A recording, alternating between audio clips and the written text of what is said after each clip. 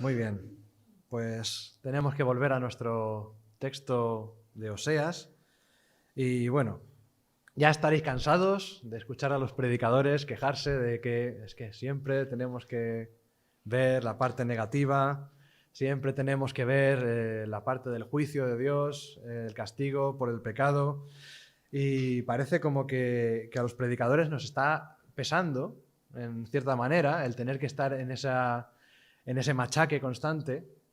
Pero yo creo que todo esto tiene un propósito, ¿vale? Cuando hablamos mucho acerca del pecado y sus consecuencias, es porque para Dios son muy importantes el pecado y las consecuencias. Y si hay una especie de machaque de volver otra vez, parece que estamos hablando lo mismo. Cuando algo se repite en la palabra de Dios, es porque es algo muy importante. Y el mensaje de los profetas es muy importante. Concretamente el de Oseas es un mensaje prácticamente arquetípico en el sentido de que hay un pecado grande que hay que denunciar. Hay un pecado grande que hay que denunciar. Hay un pecado que tiene un castigo, unas consecuencias. Pero hay también una llamada constante al arrepentimiento. Necesitamos arrepentirnos de nuestros pecados. Y esto es algo que le ocurría a Israel y que nos ocurre a nosotros hoy en día. Es necesario que nos arrepintamos de nuestros pecados. Es muy importante, porque el pecado tiene graves consecuencias. Y voy a decir algo en lo que me voy a centrar bastante en esta mañana, y es que son consecuencias negativas para los que no son creyentes, pero también para los que son creyentes. A veces por el tema de que nosotros ya hemos sido salvados por Jesucristo, nosotros damos ya como, bueno, ya hemos sido salvos, ya el pecado no tiene importancia, ya el pecado, como no se enseñorea de nosotros, pues entonces no le tenemos que dar tanto énfasis al pecado. ¿Por qué no le damos más énfasis al amor? ¿Por qué no le damos más énfasis a las cosas positivas? ¿Por qué no le damos más énfasis a las cosas en las que podemos participar activamente? ¿Por qué aún, escribiendo para creyentes, se sigue haciendo énfasis en el pecado? Porque el pecado, aunque no te pueda quitar la salvación, el pecado te hace daño. Rompe tu relación con Dios. Estropea tu relación con Dios. Te hace daño espiritualmente e incluso corporalmente. Es muy importante. Y por eso no nos viene de más que machaquemos que el pecado es malo, que tenemos que huir del pecado y que tenemos que luchar, combatir contra el pecado constantemente. Porque nosotros queremos o hemos proclamado con nuestra vida que vamos a seguir a Jesús, que vamos a seguir sus mandamientos, que vamos a seguir por donde Él anduvo. Muy bien, pues entonces el pecado es una parte importante que tenemos que desechar. Y con Oseas vamos a aprender cuáles son las consecuencias del pecado. ¿A dónde nos conduce el pecado? ¿Qué gozo nos quita el pecado? Todo esto es muy importante. Voy a hacer primero una lectura rápida del texto para que vayamos cogiendo algunas pinceladas y luego iremos profundizando un poquito más en el texto de esta mañana. Y a pesar de todo lo que voy a leer, el título de la predicación es Aún hay tiempo. Aún hay tiempo. Oseas capítulo 10, versículo 9. Desde los días de Gabá has pecado, oh Israel. Allí estuvieron. No los tomó la batalla en Gabá contra los inicuos. Y los castigaré cuando lo desee. Y pueblos se juntarán sobre ellos cuando sean atados por su doble crimen. Efraín es novilla domada, que le gusta trillar. Mas yo pasaré sobre su lozana cerviz, haré llevar yugo a Efraín, arará Judá, quebrará sus terrones Jacob. Sembrad para vosotros en justicia, segad para vosotros en misericordia, haced para vosotros barbecho, porque es el tiempo de buscar a Jehová, hasta que venga y os enseñe justicia. Habéis arado impiedad, y segasteis iniquidad, comeréis fruto de mentira, porque confiaste en tu camino y en la multitud de tus valientes. Por tanto, en tus pueblos se levantará alboroto, y todas tus fortalezas serán destruidas, como destruyó Salmán a Bet Arbel en el día de la batalla, cuando la madre fue destrozada con los hijos. Así hará a vosotros, Betel, por causa de vuestra gran maldad. A la mañana será del todo cortado el rey de Israel.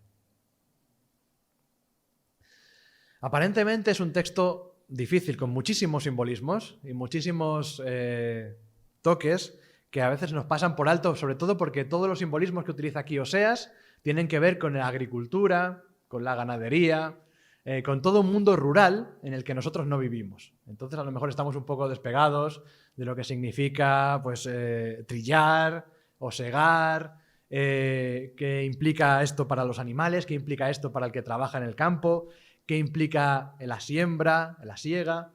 A nosotros nos pilla un poco como de rebote, ¿no? No lo entendemos muy bien porque no estamos trabajando en el campo. No trabajamos en el campo ninguno de nosotros.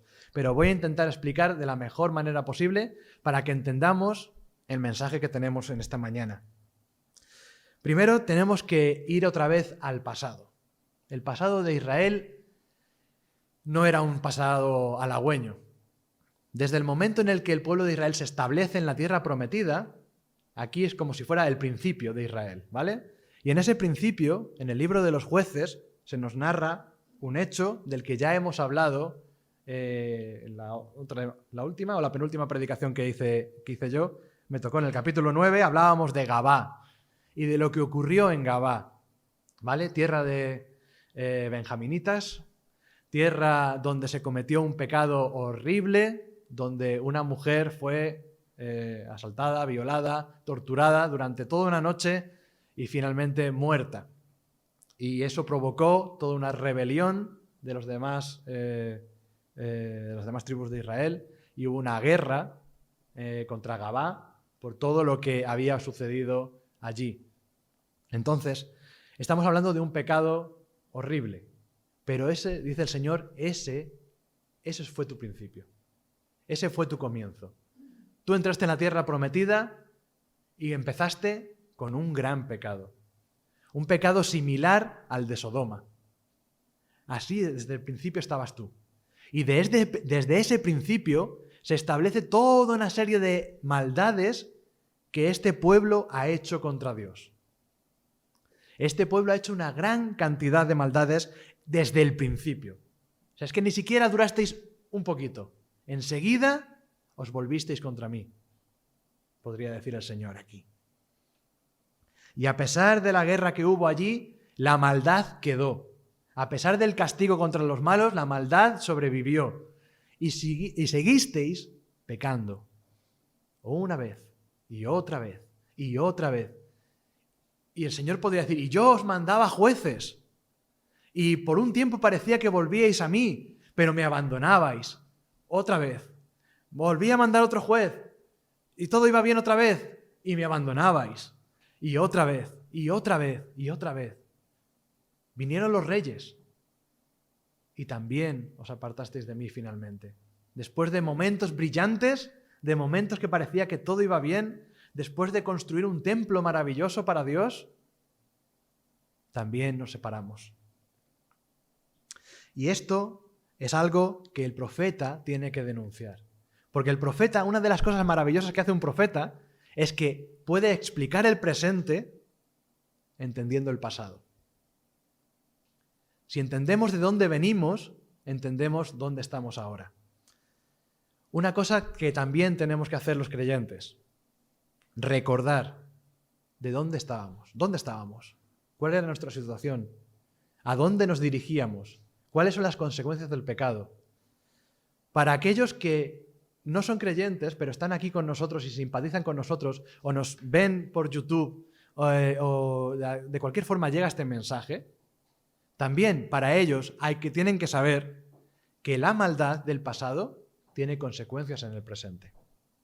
Esto es muy importante. Aun cuando los pecados se perdonan en el pasado, aún en eso, los pecados tienen consecuencias en el presente. El ejemplo más claro que podemos encontrar en la Biblia, por ejemplo, es el rey David. El rey David cometió pecados muy graves. El Señor le perdonó, pero la espada estuvo sobre la casa de David todos los días hasta que murió. ¿Por qué? Porque era la consecuencia de su pecado. ¿Qué ocurre aquí? Pues que aquí tenemos todo un pueblo pecando, todo un pueblo que no para de pecar. Dice el versículo 10, los castigaré cuando lo desee, no porque Dios desee castigar, sino porque en cualquier momento les puedo castigar porque es que se lo merecen. En cualquier momento puede caer sobre ellos el castigo porque están constantemente pecando. Pueblos se juntarán sobre ellos cuando sean atados por su doble crimen. ¿Qué pasa? Muchas veces el juicio de Dios es con pueblos que atacan a Israel. Los diferentes pueblos que le rodeaban atacaban a Israel y le hostigaban. En el tiempo de los jueces era clarísimo. Como los filisteos o los madianitas atacaban a Israel y les ponían en estrecho hasta que clamaban a Dios y pedían ayuda. Y Dios sigue actuando de esta manera. Aún en este tiempo de reyes, hay reinos alrededor que atacan a Israel, que infligen daño, porque el Señor quiere que sean conscientes de su pecado. Quiere que vuelvan, quiere que se arrepientan. Y por eso es el castigo. El castigo no es porque tú lo haces, tú lo pagas y ya está. No es simplemente eso. El castigo de Dios siempre tiene un propósito. Y el propósito de Dios es que nos volvamos a Él. Cuando la Biblia dice que Dios al que ama disciplina, eso es una realidad. Este castigo es una muestra del amor de Dios. Dios nos ama y por eso a veces nos tiene que castigar, porque nos quiere hacer volver. Igual que un padre castiga a sus hijos no porque les odia, no porque les quiere hacer mal, al contrario, porque les ama y quiere lo mejor para ellos. Y por eso les castiga. El doble crimen. ¿Cuál es el doble crimen del versículo 10? Pues diferentes autores tienen diferentes teorías, pero la mayoría coinciden en que tiene que ver con los 2 becerros de oro que construyó Israel. Cuando el reino de Judá y el reino de Israel se separaron, Jeroboam tuvo miedo. Dijo, cuando vayan a adorar a Jerusalén, su corazón se volverá a Dios, se querrán unir otra vez, querrán volver a Judá y querrán estar juntos. Y yo no quiero eso, yo quiero mantener mi reino. Necesitamos otro sitio para adorar. Pues en vez de uno vamos a tener 2. Uno en Dan y otro en Betel. En Dan y en Betel. Y vamos a construir en cada uno un becerro. ¿Os acordáis esto de volver otra vez a los pecados del pasado? ¿Cuál fue uno de los primeros pecados de Israel? Nada más salir de Egipto. Construir un becerro de oro y decir, este es tu Dios que te sacó de Egipto. Pues aquí tienes a tus dioses, un becerro en Betel, otro en Dan. No necesitas nada con Jerusalén, no necesitas nada con Judá. Apártate de ellos, no importa. Tenemos a nuestro propio Dios en forma de becerro. Y todos sabemos que a Dios no le gusta eso. Que Dios aborrece, odia eso. La idolatría es algo nauseabundo para el Señor. Algo que compara con la prostitución. Algo que compara con la infidelidad. Porque el pueblo de Dios estaba siendo infiel con Él. Desde el principio. Desde el principio. E Israel estaba apartado. Y estaba en idolatría, estaba en rebeldía, estaba haciendo lo que le daba la gana y no le importaba. Y luego viene esto de la novilla domada, del versículo 11, que le gusta trillar. Es una imagen que a lo mejor nos cuesta un poco. Hay varias tareas en el campo y una de ellas es trillar. Para trillar, los bueyes o los novillos que empujaban, que tiraban, les era permitido comer de lo que había en el campo, ¿vale?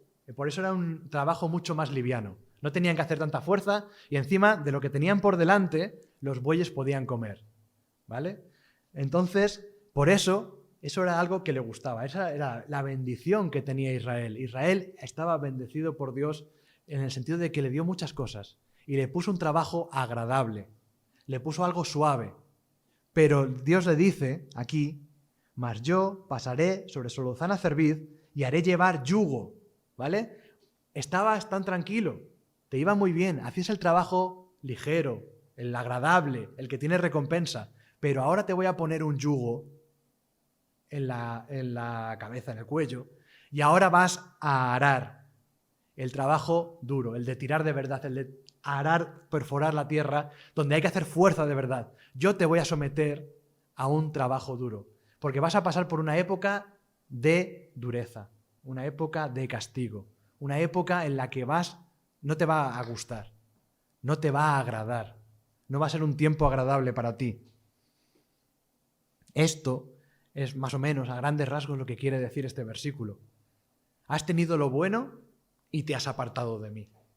Pues ahora tendrás lo malo, ahora tendrás la parte dura, la parte del castigo, la parte de la aflicción, la parte del sufrimiento, porque tú has decidido apartarte de mí. Pero siguiendo con el símil, viene el versículo central de este pasaje, el versículo 12, y aquí es donde quiero poner todo el énfasis de la predicación. Versículo 12, sembrad para vosotros en justicia.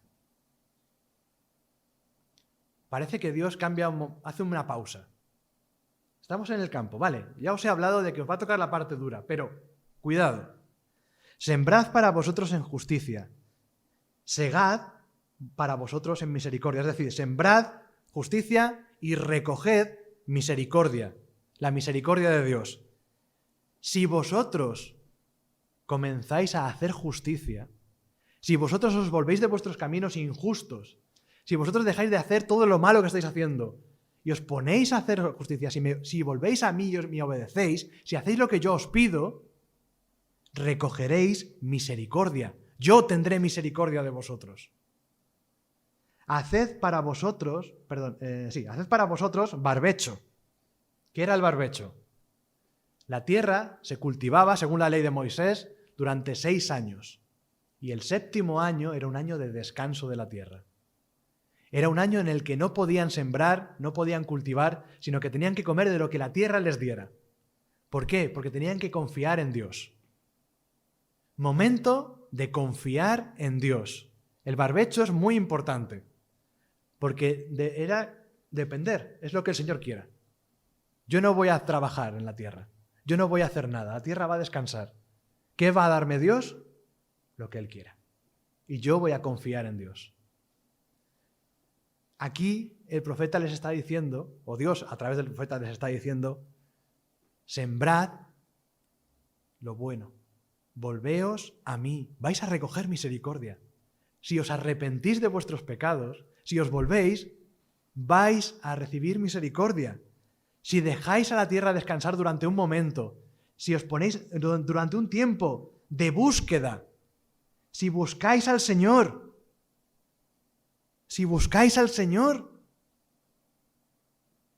¿qué va a pasar? El Señor tendrá misericordia de vosotros. Es el tiempo de buscar al Señor. Ahora, aún es tiempo, aún hay tiempo, aún podéis hacer algo. Y fijaos que estamos en medio de todo un juicio.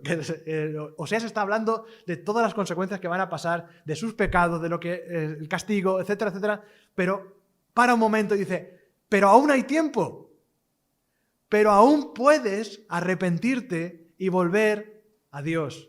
Aún hay tiempo. Y tienes 2 opciones. O te vuelves a Dios y haces lo que te dice aquí en el versículo 12, o lo rechazas. Y si lo rechazas, tienes lo que ocurre del 13 al 15. Si tú rechazas esto, si tú no plantas justicia, no siembras justicia, sino que tienes impiedad, pues segaréis iniquidad, maldad. Comeréis fruto de mentira. ¿Por qué? Porque lo que estás haciendo, en vez de confiar en Dios, como hay que hacer en el barbecho, confiar en Dios, confiaste en tu propia fuerza. Dijiste, yo tengo muchos soldados, yo soy fuerte, yo no tengo nada que temer, yo soy rico, próspero y fuerte, y no necesito a Dios. ¿Cuántas personas en el mundo dicen esto? Yo soy fuerte, yo soy próspero, yo no necesito a Dios. En todo caso, Dios me necesitará a mí, pero yo soy el importante. Yo mando, yo puedo, yo. Pero ese es el camino de la perdición, el camino de la maldad, el camino de la mentira, el camino del castigo. Dios te ofrece un camino diferente, el camino de la justicia y la misericordia. Pero si tú optas por la impiedad, es decir, por apartarte de Dios, por no tenerle en cuenta y confiar en ti mismo, las consecuencias son graves. Por tanto, dice el versículo 14, en tus pueblos se levantará alboroto y todas tus fortalezas serán destruidas, como destruyó Salmán a Betarbel en el día de la batalla. Habrá guerra, habrá destrucción. Salmán, este que dice aquí, posiblemente sea una referencia al rey Salmanasar V de Asiria. Sabéis que Israel jugaba mucho en las alianzas con Egipto, ahora con Asiria. Cuando estoy con Egipto, lucho contra Asiria, cuando estoy con Asiria, lucho contra Egipto, porque Israel estaba en medio. Entonces, una de las veces, pues el rey Salmanasar V atacó algunas poblaciones de Israel y precisamente lo que nos dice aquí, el día de la batalla cuando la madre fue destrozada con los hijos, está mostrando la crueldad con la que van a ser atacados, la crueldad con la que Asiria atacaba. No perdonaban a mujeres ni a niños, acababan con todos, arrasaban con todo, eran tremendamente crueles. Y eso es lo que vas a recibir. Un castigo terrible. A veces lo vemos de lejos y no nos parece tan terrible, porque bueno, sí, bueno, Israel, el pasado, no sé qué. Imaginad aquí, ahora, en España. Imaginad todo destruido. Imaginad un ejército que nos invadiera, que atacara, que destruyera todo, que entrase en Alcalá de Henares un ejército y matase a todo el mundo y no perdonase ni a mujeres ni a niños. Que lo pulverizase todo. ¿Cómo sería nuestra cara? No sería una cara de bueno, no pasa nada, no importa, no. Estaríamos completamente compungidos y hechos un desastre, hechos un guiñapo. Estaríamos por los suelos, destrozados anímicamente. Esto es lo que iba a pasar con Israel. Y no solamente esto. Así hará con vosotros Betel. Fijaos que les llama a Israel, le llama Betel, y Betel significa casa de Dios. Vosotros, casa de Dios, así pasará con vosotros. Dios va a destruir la casa de Dios. Es muy fuerte lo que está diciendo aquí. Es muy fuerte. A causa de vuestra gran maldad. Vuestra maldad no es pequeña, es grande. Muy grande. Y a la mañana será cortado el rey de Israel. Y el rey no solamente es el rey en sí mismo, el rey representa el reino. El reino será cortado a la mañana. El reino de Israel será cortado. Y todo esto es lo que va a pasar si tú no decides sembrar en justicia y recoger misericordia. Si tú no te arrepientes de tus pecados, esto es lo que hay. Y esto es lo que hubo. Porque Israel no se arrepintió. Pero este mensaje no va hoy para Israel. Va para ti. Va para mí. ¿Qué ocurre con nosotros? Y quiero que leamos algunos pasajes. En primer lugar, quiero que me acompañéis a Gálatas, capítulo 6.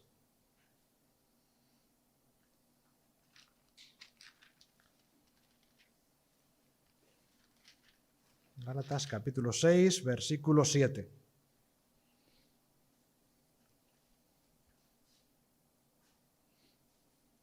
Y hablando de sembrar y de recoger, dice esto: no os engañéis, Dios no puede ser burlado, pues todo lo que el hombre sembrare, eso también segará. Bien, ¿en qué estamos sembrando? ¿Qué estamos sembrando en nuestra vida? Y hablo, igual que Pablo, hablo a creyentes. ¿Qué estamos sembrando? ¿Estamos sembrando justicia? ¿O estamos sembrando impiedad? Es decir, ¿estamos sembrando lo que Dios quiere o estamos sembrando lo que nosotros queremos, lo que nosotros podemos? Porque las dos tienen diferentes consecuencias. Lo que tú siembras es lo que vas a segar. Y Dios no puede ser burlado. Tú puedes tener una apariencia de santidad aquí en la congregación. Yo puedo tener una apariencia de santidad. Todo el mundo piensa, David, qué bueno es David. Pero ¿y si yo luego realmente lo que hay en mi corazón no es esto, sino que es pura apariencia, es pura fachada, y lo que hay en mi corazón es que no tengo en cuenta a Dios para nada? ¿Qué voy a recoger de todo esto? ¿Algo bueno? Si yo no tengo en cuenta a Dios, ¿Dios me va a ayudar? Si yo me aparto de Dios, ¿no recibiré ningún castigo?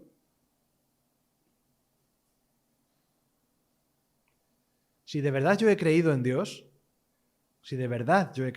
esto es muy importante, y estoy pecando, y estoy sembrando lo incorrecto, Dios, que me ama tanto, que ha dado a su propio Hijo para salvarme, me ama lo suficiente como para castigarme, corregirme y hacerme volver. Entonces quiero que esto quede claro. Si nosotros como creyentes, si de verdad somos creyentes, nos apartamos del Señor, vamos a tener un castigo. Porque el Señor quiere que volvamos. Porque el Señor nos ama tanto que quiere que estemos bien. Y Dios no puede ser engañado. No hay forma de ocultarle a Él nada. Isaías 55.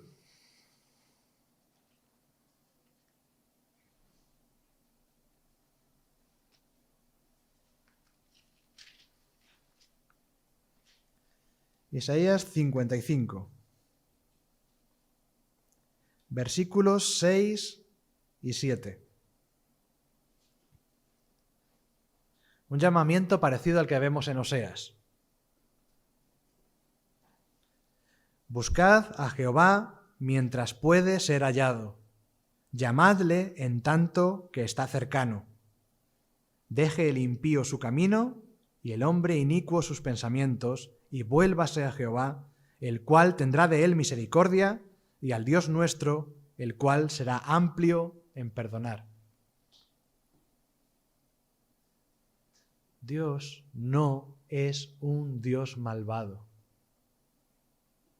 Jehová, el Dios del Antiguo Testamento, no es diferente del Dios del Nuevo Testamento.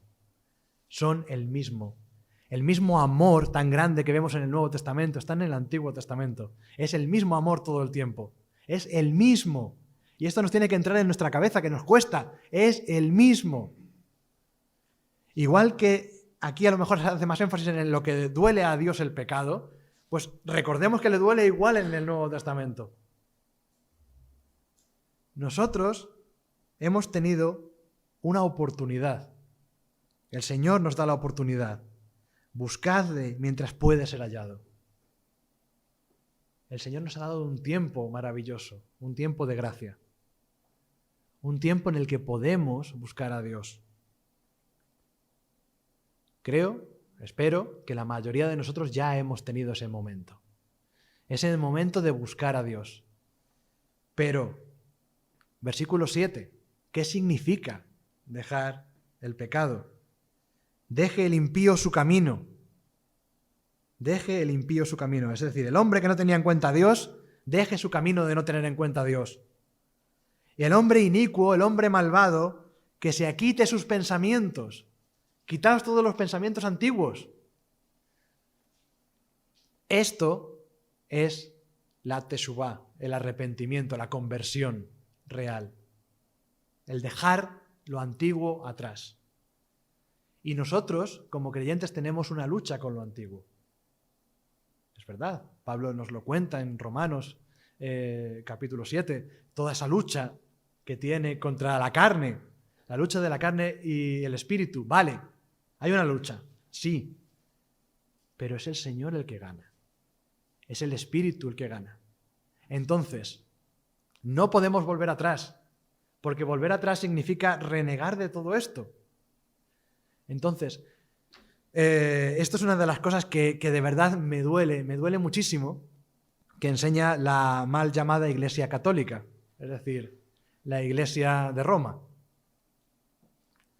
Y es una idea que está infiltrada en nuestra cultura y está infiltrada tremendamente, y es que hay dos tipos de pecado. Hay un pecado mortal y un pecado venial. Y el pecado venial ves que es como, es un pecadito, esto no importa, no pasa nada, no tiene importancia, a Dios le da igual. Es como, bueno, puedes pecar un poquito, esto no se nota, esto no se ve. Esto se queda tapadito y no se nota. No es verdad. No es verdad. Nosotros podemos llenar nuestra vida de pecaditos y nos van a llevar a las consecuencias de un castigo por parte de Dios. Porque a Dios no le gusta ni el pecadazo ni el pecadito. A Dios no le gusta ninguno de los dos, porque ambos son quebrantamiento de su ley. Y eso no se puede hacer. No hay pecados pequeños. Por supuesto, hay pecados más graves que otros, eso sí, ya lo sabemos. Y que tienen consecuencias unos más grandes que otros, sí. Pero ambos son pecados. Y ambos son mortales. Porque todos y cada uno, el pequeño y el grande, nos separan de Dios. ¿Y sabéis qué? Que nosotros somos como los pámpanos de la vid. Y separados de la vid no podemos hacer nada. Nada. Entonces, si un creyente se separa de Dios, ¿qué puede hacer? Nada. ¿Vosotros queréis llevar una vida que dé fruto? Pues no os podéis separar de la vid. ¿Cómo nos separamos? Pecando.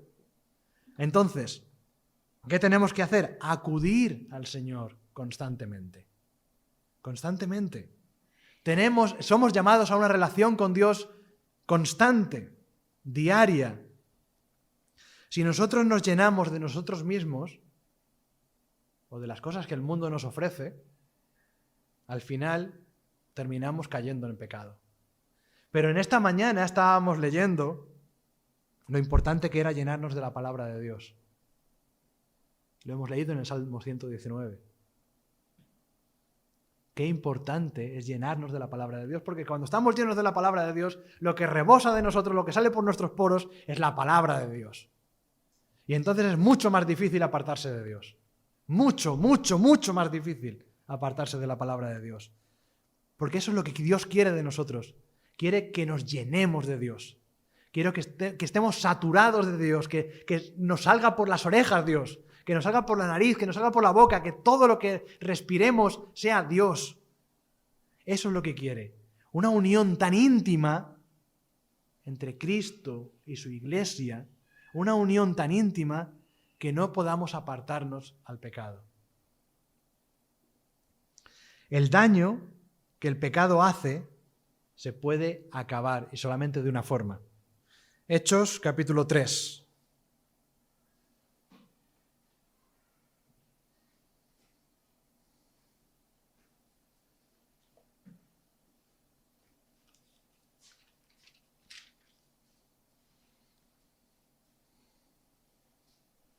Versículo 19.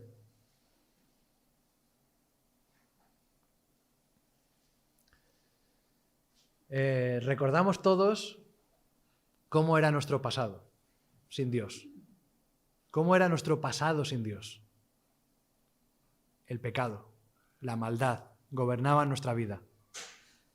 Hechos 3:19 dice: así que arrepentíos y convertíos para que sean borrados vuestros pecados, para que vengan de la presencia del Señor tiempos de refrigerio.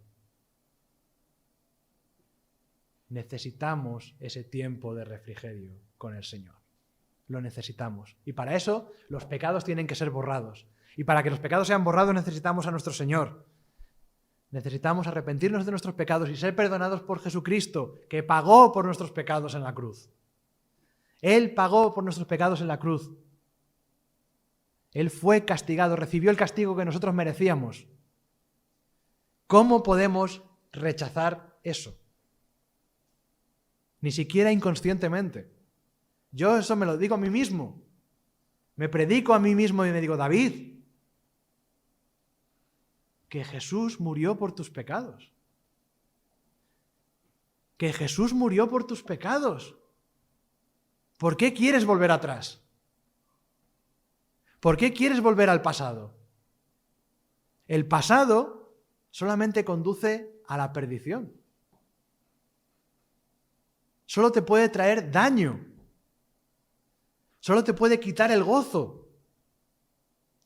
Y qué triste es un creyente que ha perdido el gozo de la salvación. No la salvación, el gozo.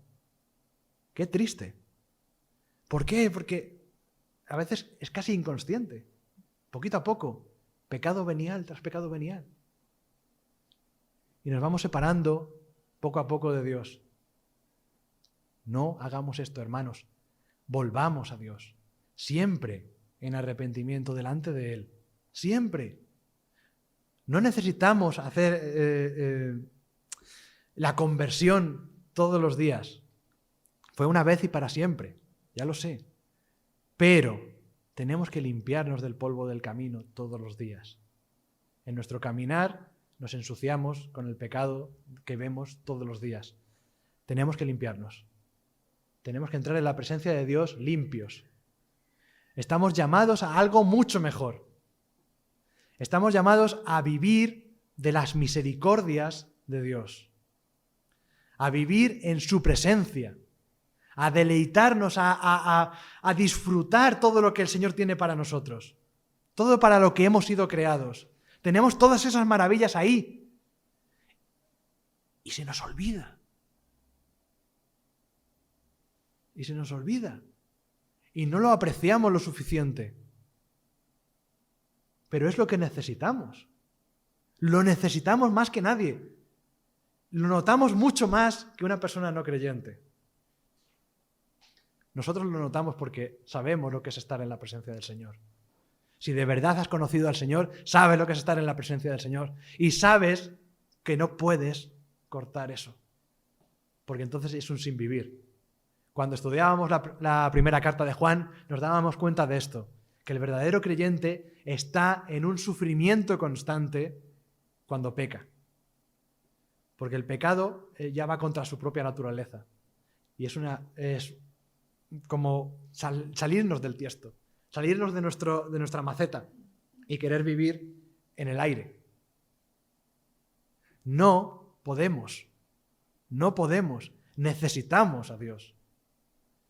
Una vez que nuestro corazón ha sido tocado por el Señor, que el Espíritu Santo ha entrado en nosotros, ya no hay vuelta atrás. Ya no hay vuelta atrás. Entonces, no nos manchemos. No volvamos atrás, no busquemos lo anterior, porque no nos va a traer gozo, no nos va a traer alegría, no nos va a traer nada bueno, solo lo malo. Solo lo malo. Y el Señor va a tener que trabajar mucho en nosotros y nos va a tener que dar de guantazos si hace falta para que volvamos. Pero va a decir, David, vuelve. No, vuelve, David, vuelve. Vuelve. Y así hasta que vuelva. Pero gracias a Dios por eso. ¿Sabéis qué? Que la Biblia nos dice claramente que el Señor no pierde a ninguna de sus ovejas. Y a veces el pastor tiene que golpear a las ovejas. Y yo doy gracias al Señor por los golpes. De verdad que le doy gracias al Señor por los golpes. Y ojalá para muchos de nosotros sirva una predicación como esta o cualquier otra, una predicación simplemente que con decirnos nos demos cuenta, abramos los ojos y digamos, Señor, ayúdame a a reconducir esto otra vez. Estoy perdiendo el rumbo. Señor, vuélveme a la senda. Y tenemos una maravilla tan grande en Jesús. Es que tenemos que recordarlo. Primera de Juan, capítulo 1, versículo 9. Seguro que muchos lo sabéis de memoria. Si confesamos nuestros pecados, Él es fiel y justo para perdonar nuestros pecados y limpiarnos de toda maldad. Si confesamos nuestros pecados, Él es fiel y justo para perdonar nuestros pecados y limpiarnos de toda maldad. Y esto lo dice Juan a los creyentes. Tenemos que confesar nuestros pecados. Tenemos que confesar nuestros pecados. Y damos gracias y alabamos al Señor porque Él es fiel y justo para perdonarnos nuestros pecados, justo porque ya lo pagó Jesús. Porque Jesús lo hizo todo por nosotros. Y Él es fiel y no se separa de nosotros a pesar de nuestra infidelidad. ¡Qué maravilla! ¡Qué gozo! ¡Qué alegría! Alegría tenía que darnos poder estudiar el libro de Oseas. Alegría tiene que darnos ver el camino al que conduce el pecado. Alegría tiene que darnos que el Señor nos llama constantemente. Cuando no somos creyentes, nos llama. Y cuando ya lo somos, también. Porque no quiere que nos separemos de Él. Porque nos quiere junto al pastor. Y qué maravilla que toda nuestra maldad es limpia en el Señor. Pensemos en esto. Pensadlo, cada uno de vosotros. No solamente aquí y ahora. Pensadlo durante la semana. ¿Qué significa para vosotros que el Señor ha limpiado vuestros pecados?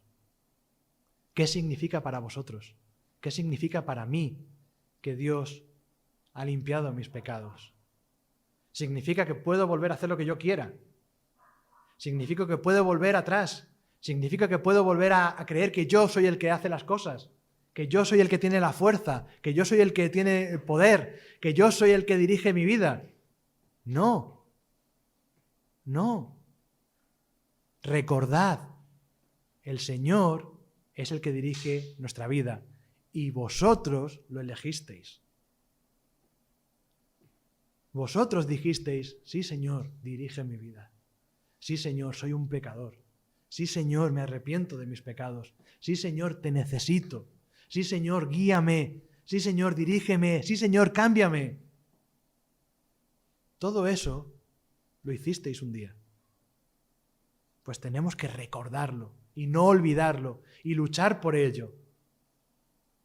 Y luchar espiritualmente. ¿Cómo se lucha espiritualmente? ¿Cómo luchamos con esto espiritualmente? Pues no luchamos con esto espiritualmente sentándonos delante de la televisión. Luchamos por esto espiritualmente orando, pasando tiempo delante del Señor, leyendo la palabra de Dios, leyendo la Biblia. ¿Cuánto tiempo pasamos delante de la Biblia? ¿Cuánto tiempo? No lo suficiente. Tú puedes decir, pues 12 horas, no es suficiente. 18, no es suficiente. 24, sueño con la Biblia. Bien, muy bien, mucho mejor. Ya casi. Pero sí, quitando la broma, es así. Tenemos que vivir y luchar espiritualmente. Estamos en una lucha espiritual. Hay una lucha que termina, que ya sabemos cómo termina. El Señor ha vencido. Pero que mientras estamos aquí en esta tierra seguimos luchando. Y solamente podemos vencer con las fuerzas de nuestro Señor Jesucristo. Y si no las buscamos, no podemos vencer. Pues que el Señor nos ayude a hacerlo. Vamos a orar. Señor, te damos muchísimas gracias. Gracias, Señor, porque tú nos avisas y nos llamas. Gracias, Señor, porque aún hay tiempo. Gracias, Señor, porque aún hay tiempo de arrepentirnos. Aún hay tiempo de confesar nuestro pecado. Aún hay tiempo de volvernos a ti.